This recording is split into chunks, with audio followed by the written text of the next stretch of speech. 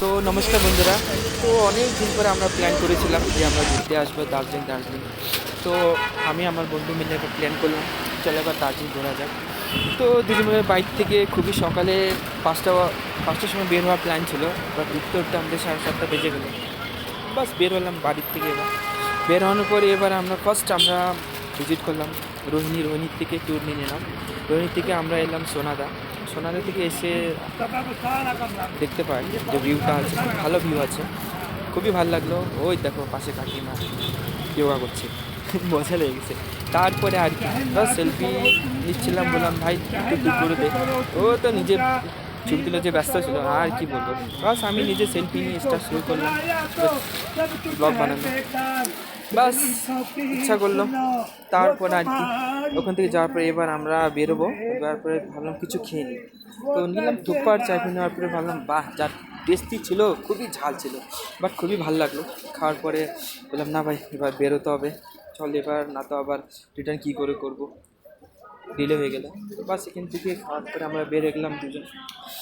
যাওয়ার পরে এখানেও কিছু ভাবলাম চলে একটা ছোটো ব্লগ নিয়ে নিই। তারপর আমাকে নেক্সট তোমাদের দেখাচ্ছি। এবার দেখতে পাই এবার আমরা এলাম বাতাসিয়া লব ওখান থেকে বেশি দূর ছিল না, তো আমরা বাই 2 হুইলার গেছিলাম।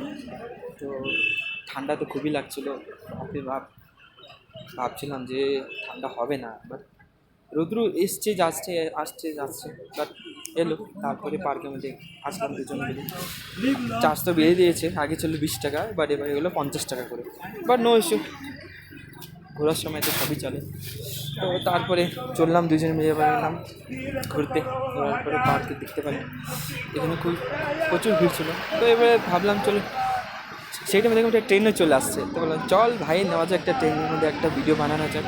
তো সে বলছে ভাই আমাকে তুলে দে ভাই, আমাকে ভিডিও বানিয়ে দে। বললাম এই দাঁড়া আগে আমি নিই। দেখতেই পাচ্ছেন, বলছে ভাই দে। বললাম দাঁড়া ভাই আগে আমি তুলি এটা, তারপরে তোকে তুলে দিচ্ছি। তারপরে আর কি দেখতে পান ট্রেনটা, খুবই ভালো লাগলো। এরিয়াটাও ক্লিন এরিয়া ছিল, দেখতে ট্রেনের লোকগুলো ছিল। তারপরে ওই দেখে একটা লোক আমাকে হাই করছে, বাহ बढ़िया है। তারপরে আর কি তারপরে এখানে দেখতে পান এখানে দৃশ্যটা খুবই ভালো লাগলো। ওয়েদারও ভালো ছিল, বেশি কুয়াশা ছিল না, ভালো কুয়াশা হবে, কুয়াশা পাইনি। রোদ্রু হচ্ছিলো আবার ঠান্ডা হয়ে যাচ্ছিলো, মানে রোদ্রু আসছে আবার চলে যাচ্ছিলো। দেখতে পারেন ভিউটা খুবই ভালো লাগছিলো। তো আসলে এরকমই মার্চ মাসে মধ্যে আসলে কি হবে, একটু রোদ্রুটা পাওয়া যাবে। তারপর বললাম দে বানিয়ে দে। এবার কী করলাম আমি, বাস এক ফোন দিকে আমার ভিডিও করছি আর আরেক হাত দিয়ে বলছে লে ভাই আমি তোর বানিয়ে দিচ্ছি নে, তুই কে ইয়াদ লাগেগা।